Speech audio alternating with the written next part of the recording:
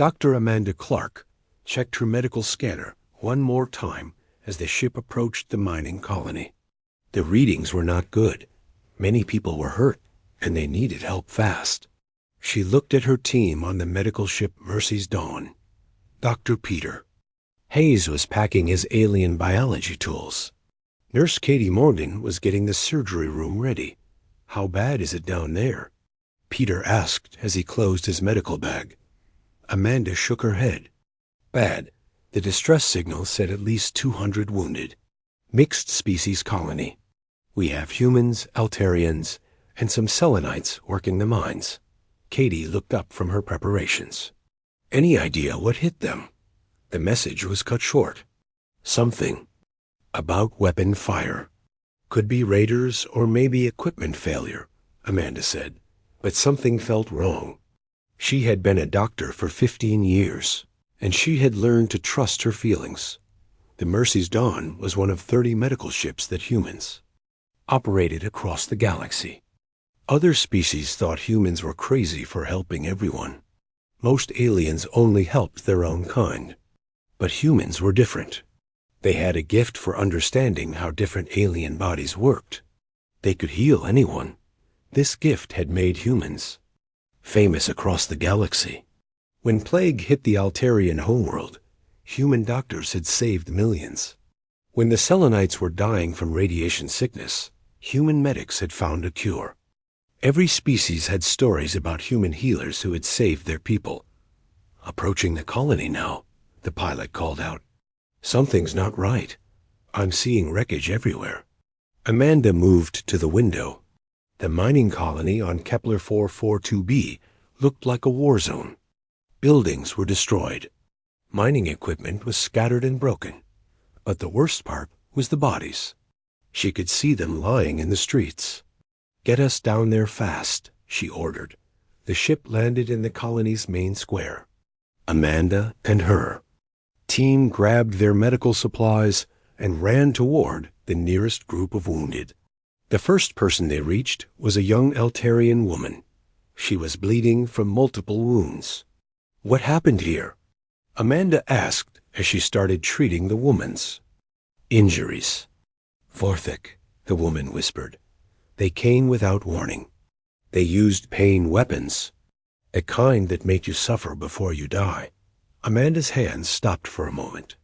The Vorthik Empire was known for being cruel, but they usually attacked military targets. This was just a mining colony. Why would they attack civilians? Peter was working on a human miner nearby. This man has burns from an energy weapon. But the settings were designed to cause maximum pain, not quick death. Katie was helping a group of Selenite children. The crystal-based aliens were crying, their bodies flickering with dim light. These kids are in shock. Someone scared them. Really bad. For the next 6 hours, Amanda and her team worked without stopping. They saved lives, healed wounds, and gave comfort to the scared survivors. This was what humans did best. They helped others when others could not help themselves. But as Amanda worked, she kept thinking about what the Altarian woman had said. Why had the Vorthik attacked this place? The colony had no military value. It was just people trying to make a living. "Dr. Clark," called out Marcus, the colony's human administrator. He was bandaged but alive. "I need to tell you something important." Amanda finished treating a wounded Selenite and walked over to Marcus. "What is it?" "The Vorthik didn't attack us for the minerals. They knew you would come. They were waiting for a human medical ship to respond to our distress call." Amanda felt cold. "What do you mean?" "Before they left, their commander said something. He said this was just the beginning. That humanity's time as the galaxy's healers was over." Before Amanda could respond, an alarm started blaring on the Mercy's Dawn, the ship's communication system crackled to life. "Dr. Clark, get back to the ship now. We have a problem." Amanda and her team ran back to their ship. The pilot met them at the door. His face was pale. "What's wrong?" Amanda asked. "Look at the scanner." Amanda looked at the display screen. Her heart sank. 20 Vorthic warships had appeared around the colony. They were completely surrounded. They were waiting for us, she said quietly. The communication system buzzed. A deep voice spoke in the common galactic language. Human medical vessel. This is Commander Zektar of the Vorthic Fleet. You will stand down and prepare to be boarded. Amanda activated the reply system. This is Dr. Amanda Clark of the Galactic Medical Corps. We are a medical ship. We are protected.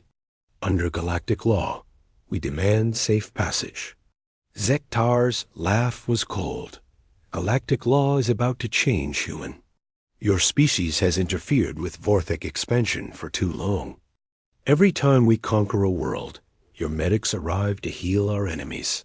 This ends now. Peter stepped forward. We're doctors. We help anyone who needs help. That's what we do. Not anymore, Zektar replied. Humanity will withdraw all medical personnel from contested sectors. You will stop treating species that oppose Vorthic expansion, or you will face the consequences. Amanda felt anger rise in her chest. We took an oath to help all life. We will not abandon people who need our help. Then you have chosen your path, Zektar said. Let the galaxy see what happens to those who oppose the Vorthic Empire. The communication ended. Amanda looked at her team. Peter was checking his medical supplies. Katie was helping the last of the wounded colonists onto the ship. They were good people doing good work. They did not deserve what was about to happen. Doctor, the pilot said, the Vorthic ships are powering up their weapons. Amanda closed her eyes. In all her years as a doctor, she had never felt so helpless. She had dedicated her life to saving others. Now someone wanted to kill her for it. Send a message to Earth, she said. Tell them what happened here. Tell them the Vorthic are targeting medical personnel. The pilot nodded and started transmitting. Amanda looked out at the Vorthic ships surrounding them. She thought about all the lives her team had saved, all the species they had helped, all the good they had done in the galaxy. She wondered if this was how it would end, with good people dying for trying to help others. The Vorthic ships moved closer, their weapons aimed at the defenseless medical vessel. Commander Zektar stood on the bridge of his flagship, looking at the small medical ship trapped in the middle of his fleet. The human vessel looked so weak and helpless. It had no weapons, no shields, no way to fight back. Perfect. Sir, the human ship is trying to leave, reported his weapons officer. Let them try, Zektar said with a cruel smile. I want them to understand how hopeless their situation is. On the Mercy's dawn, Amanda watched the Vorthic ships close in around them. Every direction was blocked. The pilot tried to find a way, but there was none. We're trapped, he said. There's no escape route. Amanda activated the ship's communication system again. Commander Zektar, we are a medical vessel. We have wounded civilians on board. Please let us evacuate them to safety. Zektar's voice came through the speakers. The wounded are not my concern. You are. The galaxy needs to learn what happens when humans interfere with Vorthic business. We're not interfering, Amanda said. We're healing people. That's all we do. Healing our enemies makes them stronger, Zektar replied. When we attack a world, you arrive to fix what we break. When we wound their soldiers, you heal them so they can fight us again. Your mercy has cost Vorthic lives. Peter stepped up to the communication panel. We heal everyone. We've helped Vorthic soldiers too. We don't choose sides. That is your mistake, Zektar said. In war, there are only two sides. You have chosen to help our enemies. Now you will pay the price. Amanda felt sick. What do you want from us? Simple. Humanity will pull all medical ships from sectors where Vorthic forces are active. You will stop treating any species that fights against us. You will let nature take its course when we conquer new worlds. We can't do that, Amanda said. We swore an oath to help all life. Then you will die for that oath. The communication went silent. Amanda looked at her team. Peter was calm, but she could see the fear in his eyes. Katie was holding the hand of a young Selenite girl who was crying. Doctor, the pilot said, I'm receiving a transmission from the colony. The survivors want to know if we're okay. Amanda thought about the people they had just saved. Families who were now together because of the work her team had done. Children who would grow up because human doctors had healed their wounds. Tell them we're fine, she said, and tell them to stay hidden. She would not let the colonists know that helping them might cost her team their lives. Ziktar's voice came through the speakers again. I will give you one last chance. Order your ship to transmit a message to all human medical vessels in this sector. Tell them to withdraw immediately or face destruction. Amanda looked at her team. Peter shook his head. Katie stood up, still, holding the Selenite child. We can't do that, Amanda said. There are medical ships helping people across this entire sector. If we tell them to leave, thousands will die. Then thousands will die anyway, Ziktar said. But their deaths will be on your conscience, not mine. Amanda felt tears in her eyes. Why are you doing this? We've never hurt anyone. Because you are weak, Ziktar replied. You waste your time helping those who should be left to die. The galaxy needs to learn that strength matters more than mercy. You're wrong, Peter said, stepping forward. Mercy is strength. Helping others is what makes us strong. Ziktar laughed. Let's see how strong your mercy is. Without warning, the Vorthic ships opened fire. But they didn't aim to destroy the medical ship quickly. Instead, they used special weapons designed to cause maximum pain and suffering. The ship's hull began to crack and break slowly. Amanda felt the ship shake around her. Emergency alarms started blaring. The lights flickered on and off. Hull breach in Section 4, the pilot shouted. We're losing air. Get everyone to the medical bay, Amanda ordered. It's the most protected part of the ship. As they ran through the corridors, Amanda could hear the Vorthic weapons hitting the ship again and again. They were taking their time, making sure the death was slow and painful. In the medical bay, Amanda's team worked frantically to save the wounded colonists they had brought on board. Even as their ship was being destroyed around them, they kept doing their job. Doctor, Katie called out, the little Selenite girl is hurt. The weapon fire damaged her crystal matrix. Amanda rushed over to help. The child's body was flickering dimly. This type of injury was usually fatal for Selenites. But Amanda had developed a new treatment technique just last year. As she worked to save the child, another blast hit the ship. The ceiling above them cracked. Peter looked up and saw debris falling toward a group of wounded Altarians. Look out, he shouted, throwing himself over the patients to protect them. The debris struck Peter in the back. Amanda heard him cry out in pain.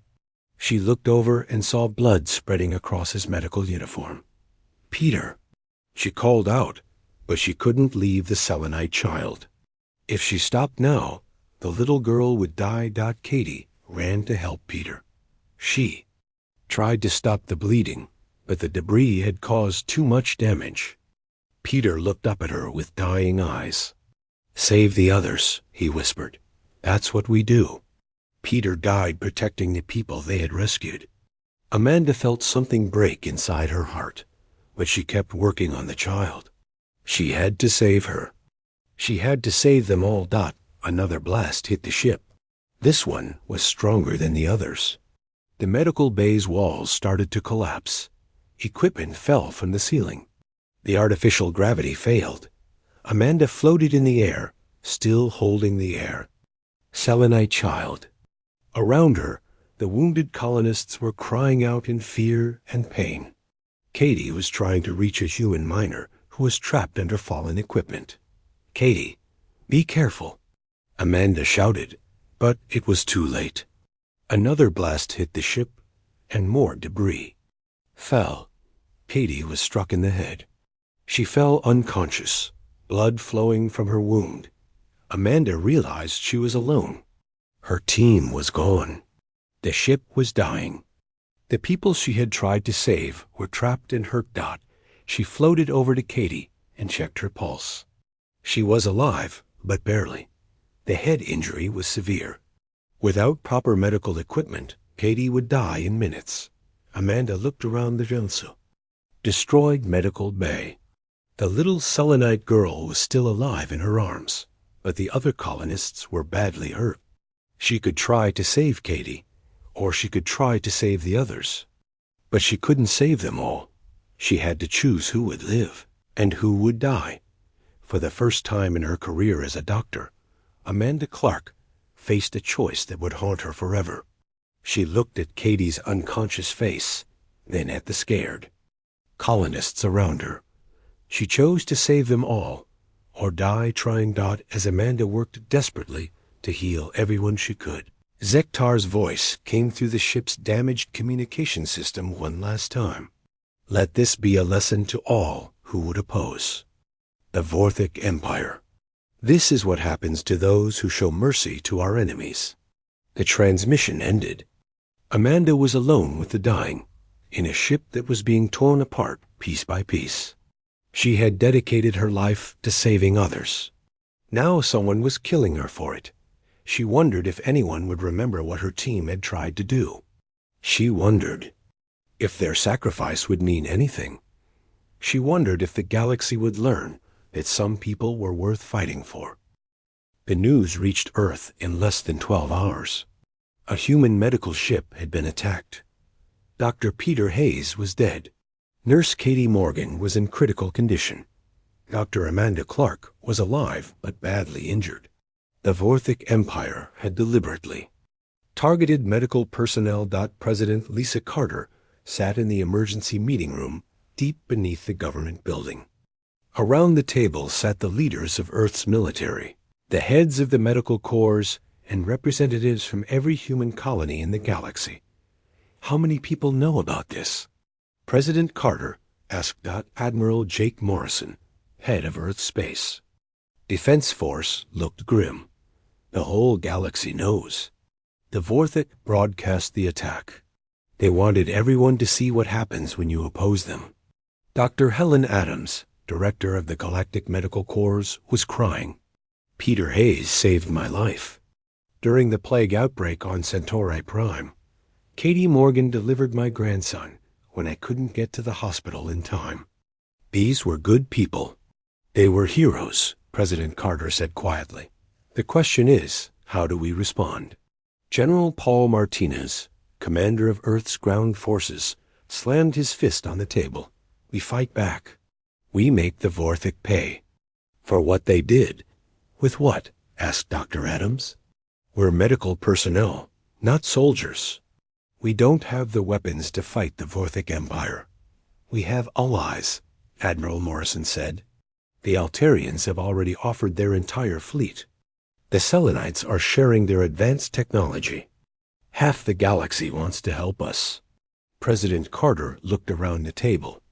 "And the other half?" "They're scared," Morrison admitted. "Some species are already withdrawing support for our medical missions. They don't want to be targets." A new voice spoke from the corner of the room. "Maybe that's exactly what we want them to think." Everyone turned to look at Colonel David Wells, head of Earth's Special Operations. He rarely spoke in meetings, but when he did, people listened. "Explain." "President Carter," said Colonel Wells stood up. "The Vorthic think they've won. They think they've scared us into giving up. Let them think that. While they're celebrating, we prepare." "Prepare for what?" Dr. Adams asked. "War," Wells said simply. "But not the kind of war anyone expects." Admiral Morrison frowned. "David, we can't fight the Vorthic Empire with conventional forces. They have too many ships, too many soldiers. Who said anything about conventional forces? Wells replied. He activated a holographic display. 3 days ago, we received a message from Dr. Amanda Clark. She's recovering on a medical station near the attack site. She had some very interesting things to say about Vorthic biology. The hologram showed detailed scans of Vorthic anatomy. Our medical personnel have been treating Vorthic soldiers for decades. We know more about their biology than they do. We know their weaknesses, their pressure points, their nervous system. Dr. Adams looked confused.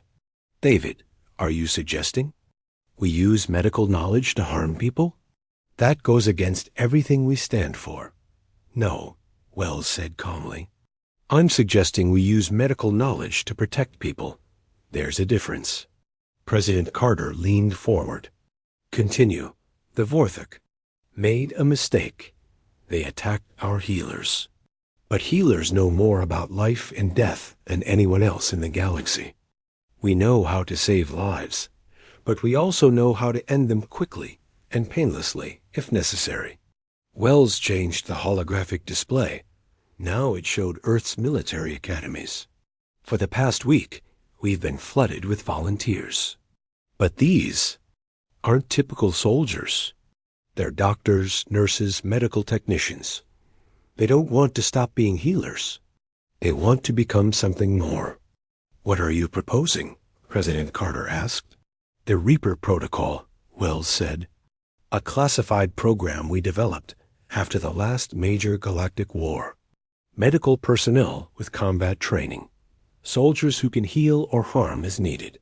People who understand life so well that they can protect it by any means necessary. The room fell silent. Everyone knew about the Reaper Protocol, but it hadn't been used in over a century. It was considered too dangerous, too close to the line between healing and killing. The galaxy sees us as harmless healers, Wells continued. That's our greatest advantage. The Vorthic won't expect us to fight back, and when we do, we'll fight in ways they can't imagine. Dr. Adams shook her head. This is wrong. We're doctors, not killers. Tell that to Peter Hayes, Wells replied. Tell that to Katie Morgan. Tell that to the hundreds of medical personnel who are now targets, because the Vorthic want to send a message. Admiral Morrison looked at the holographic display. How many people are we talking about? 50,000 volunteers so far. More every day. They're all medical personnel who want to protect their colleagues. We can train them, equip them, and deploy them across the galaxy. And do what exactly? President Carter asked. Wells smiled, but it wasn't a happy smile. We remove the cancer. Surgically. Precisely. The Vorthic want to eliminate our medical corps. We eliminate their ability to threaten us. You're talking about assassination, Dr. Adams said. I'm talking about amputation, Wells replied. When a limb is infected and threatens the whole body, you remove it. The Vorthic Empire is an infection. We're going to cure the galaxy of it. President Carter looked around the table. What about the other species? How will they react? They'll understand, Admiral Morrison said. Everyone knows what the Vorthic did was wrong. If we respond proportionally, we'll have support. Proportionally? Dr. Adams asked. How is starting a war proportional? We're not starting a war. Wells said, we're ending one. The Vorthic started this war when they attacked medical personnel. We're just going to finish it. President Carter stood up. I need to think about this. David, prepare a detailed plan. Helen, I want a list of all medical personnel in danger zones. Jake, coordinate with our allies. We'll meet again in 6 hours. As the meeting broke up, Dr. Adams approached Colonel Wells. David, I've known you for 20 years. This isn't like you. Wells looked at her with tired eyes. Helen, I've spent my entire career protecting people. I've never asked our medical personnel to do anything but heal others. But now someone is killing them for it. So you want to turn them into killers? I want to turn them into survivors, Wells said. The Vorthik think mercy is weakness. They're about to learn that the people who understand life best are the ones who can defend it most effectively. That night, across Earth and human colonies throughout the galaxy, medical personnel made a choice. They could continue their work and hope the Vorthik wouldn't target them, or they could volunteer for something that had never existed before. They could become REAPERS. Dr. Amanda Clark, still recovering from her injuries, sent a message to Earth from her hospital bed. I want to volunteer for the Reaper Protocol. They killed my friends for trying to help people. I want to make sure it never happens again. Within days, training facilities were opened on 12 worlds. Medical personnel learned new skills. They learned how to move silently, how to disable enemies without killing them, how to use their knowledge of alien biology for more than just healing. But most importantly, they learned why they were doing this. Not for revenge, but for protection. Not to become killers, but to ensure that healers could continue their work safely. The Vorthik Empire celebrated their victory over the human medical ship. They thought they had sent a clear message. They thought humans would retreat and abandon their role as galactic healers. They were wrong. The Reapers were coming. 6 months after the attack on the Mercy's dawn, the Vorthak Empire began to notice something strange. Their forces were disappearing. It started small. A patrol ship here, a garrison there. At first, the Vorthik commanders thought it was just normal combat losses. But then they realized something disturbing. The missing forces weren't being destroyed. They were simply gone. Commander Ziktar stood on the bridge of his flagship, looking at reports from across the Empire. "What do you mean, gone?" he asked his intelligence officer. "Sir, the garrison on Proxima Station stopped responding yesterday. When we sent a rescue team, they found the base intact. All equipment was working, but every Vorthik soldier had vanished." Zektar frowned. "What about the alien civilians on the station?" "They were all there, sir. Unharmed. In fact, they seemed healthier than before. Someone had been giving them medical treatment. This was the 3rd report like this in 2 weeks. Vorthik forces would disappear, but the aliens they were controlling would be left behind, healthy and unharmed."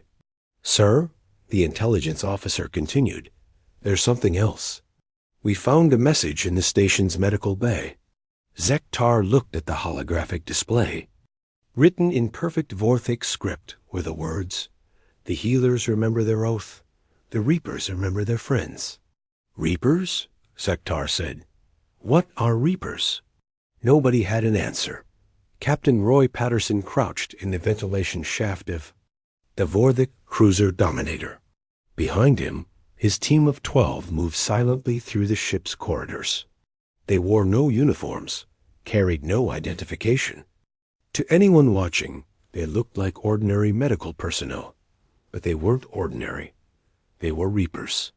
"Team 1 in position," whispered Dr. Jenny Collins through the communication device. She was outside the ship's medical bay, where captured alien civilians were being held. "Team 2 ready," said Nurse Bob Allen from the engine room. "Team 3 standing by," reported Dr. Lisa Brooks from the bridge. Roy checked his scanner. The device looked like a normal medical scanner, but it had been modified to detect Vorthik life signs. 47 Vorthik on board. No other species detected. The Reapers had been hunting Vorthik forces for months. They moved like ghosts through the galaxy, striking without warning and disappearing before anyone could respond. They didn't destroy ships or kill everyone aboard. They did something much more surgical. They removed the infection. "Begin the procedure," Roy ordered. Team 1 moved into the medical bay. They captured aliens that were sick and scared. Dr. Collins and her team immediately began treating them while Team 2 took control of the ship's systems. The Vorthik crew didn't know what was happening until it was too late. One moment they were on their ship, the next they were gone.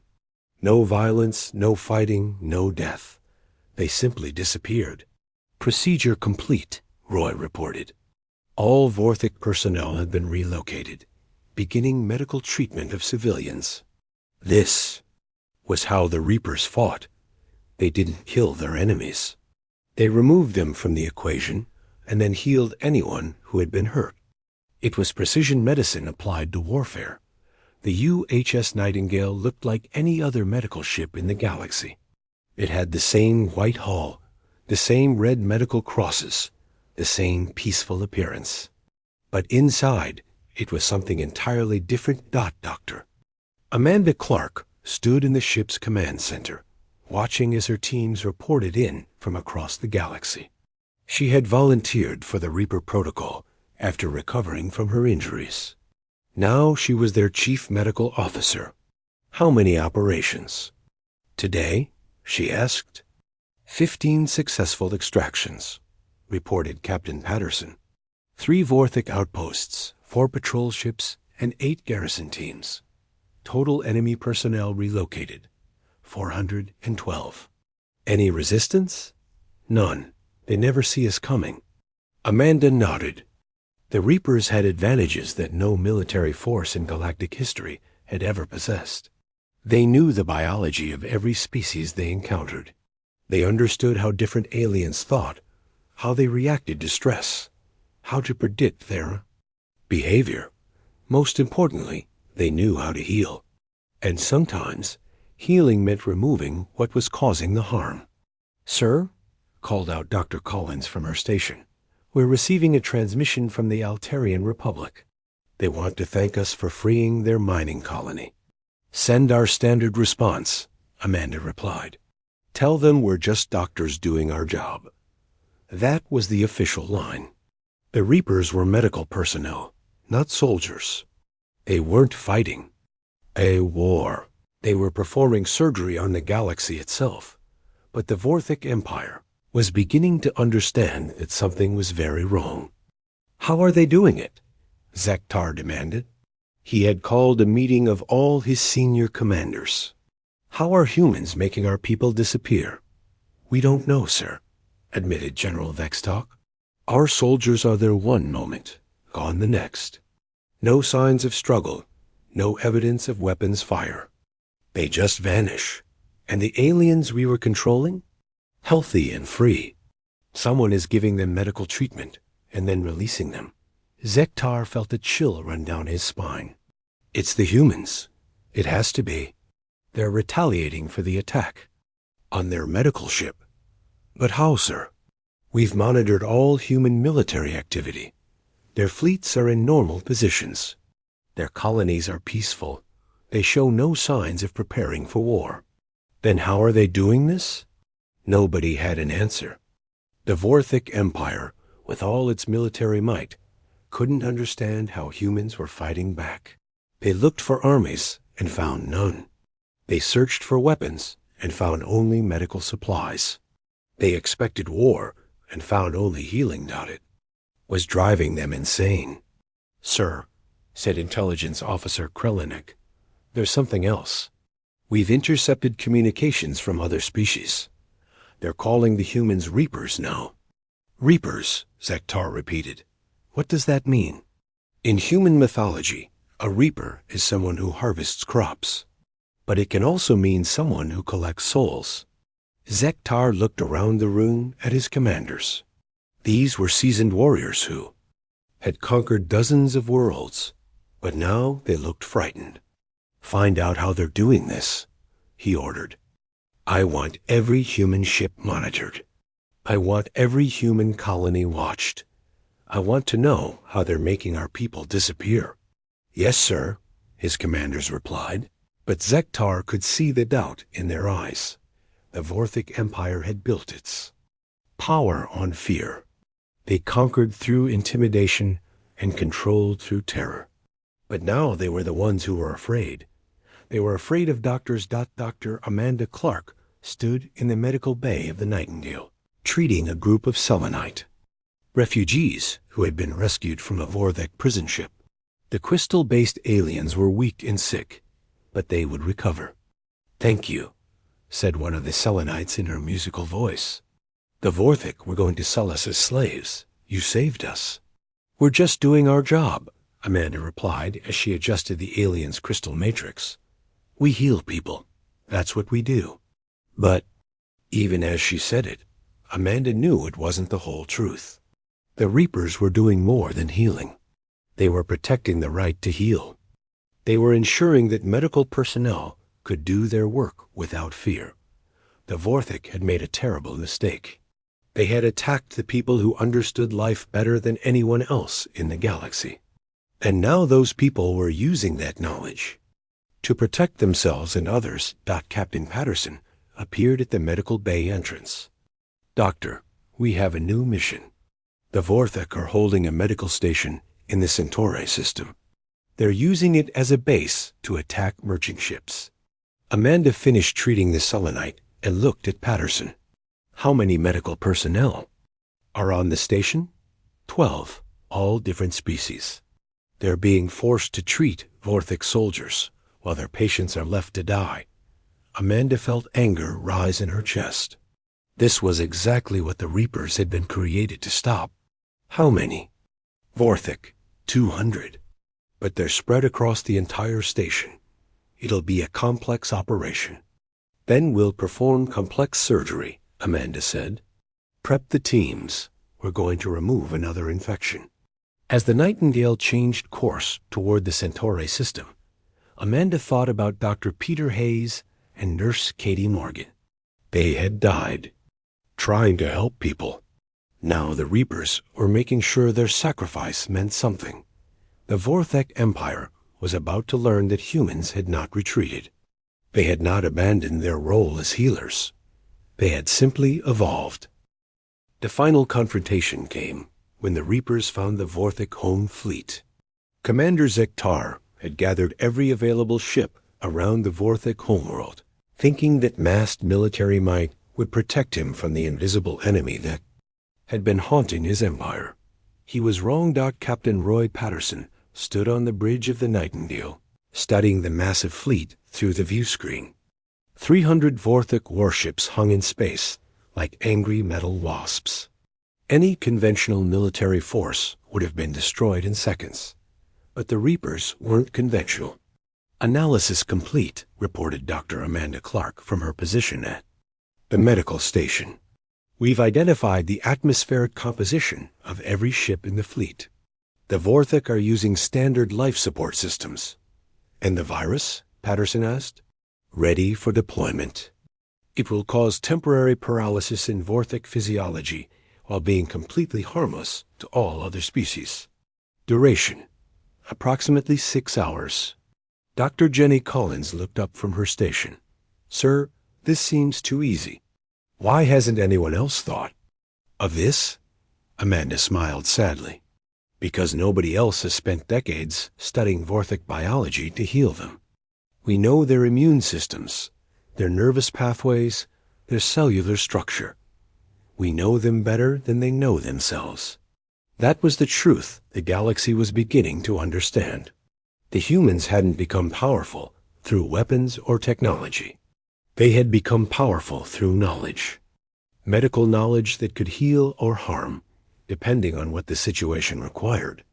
"Begin the procedure," Patterson ordered. The Nightingale moved silently toward the Vorthik fleet. To the enemy sensors, it looked like just another medical ship. They had no reason to be suspicious. After all, what could a single medical vessel do against an entire fleet? They were about to find out. Dr. Bob Allen worked at his station, preparing the viral agent for release. It was contained in thousands of microscopic medical nanobots designed to spread through ship ventilation systems. "Deployment ready, sir." "Launch," Patterson said quietly. The nanobots were invisible to Vorthik sensors. They spread through the fleet like a gentle breeze, entering every ship through their air recycling systems. Within minutes, every Vorthik soldier in the fleet was breathing the modified virus. On the flagship, Commander Zektar was reviewing battle plans when he felt a strange tingling in his arms. What ... He started to say, and collapsed as his muscles stopped responding to his brain.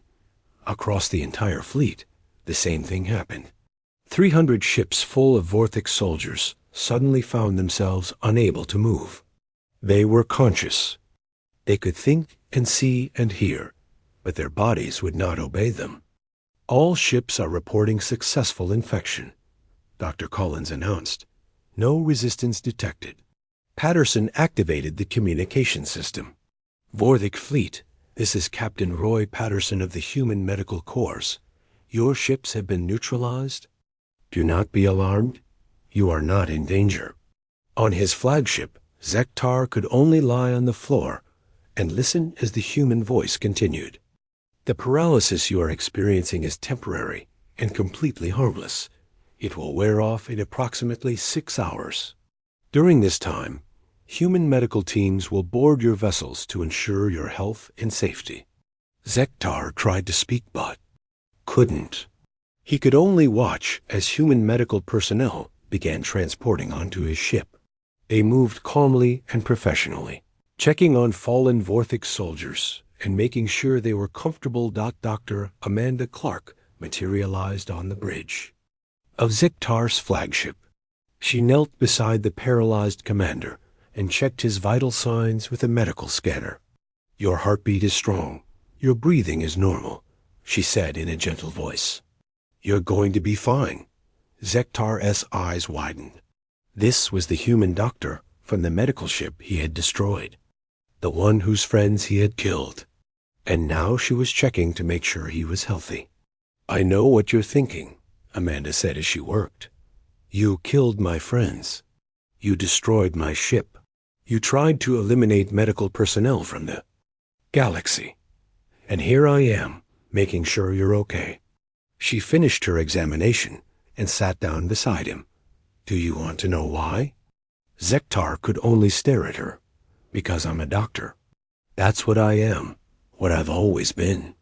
My job is to heal people, not to hurt them, even people who have hurt me.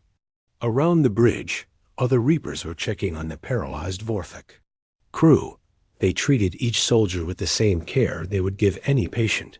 But here's the thing, Amanda continued. Being a doctor doesn't mean being helpless. We've learned something important over the past few months. We can protect life by controlling those who threaten it. She stood up and looked down at Zektar. Your empire is finished. Not because we destroyed it, but because we removed its ability to cause harm. Every Vorthik military leader, every aggressive commander, every soldier who has attacked civilians, they're all going to be relocated. Zektar's eyes showed confusion. Relocated to a world where they can live peacefully but can't hurt anyone. A world with good medical care, plenty of food, and everything they need to be happy. They just won't be able to make war anymore. Amanda activated a communication device. Fleet status report. All ships secured, came the reply. Medical teams have completed health checks on all Vorthik personnel. 0 casualties reported. Excellent. Begin Phase 2. Amanda looked back at Zektar. Phase 2 is where we help all the species your empire has been oppressing. The Selenites, the Altarians, the humans, and dozens of others. We're going to heal the damage you've caused. Over the next few hours, Reaper teams worked throughout the paralyzed fleet. They identified every Vorthik military leader, every aggressive officer, every soldier who had committed crimes against civilians. These individuals would be relocated to peaceful worlds where they could live normal lives, but never again threaten others. The remaining Vorthik, the civilians and non-military personnel, would be free to rebuild their society without the influence of their aggressive military class. When the paralysis began to wear off, Zektar found himself on a transport ship heading toward a distant world.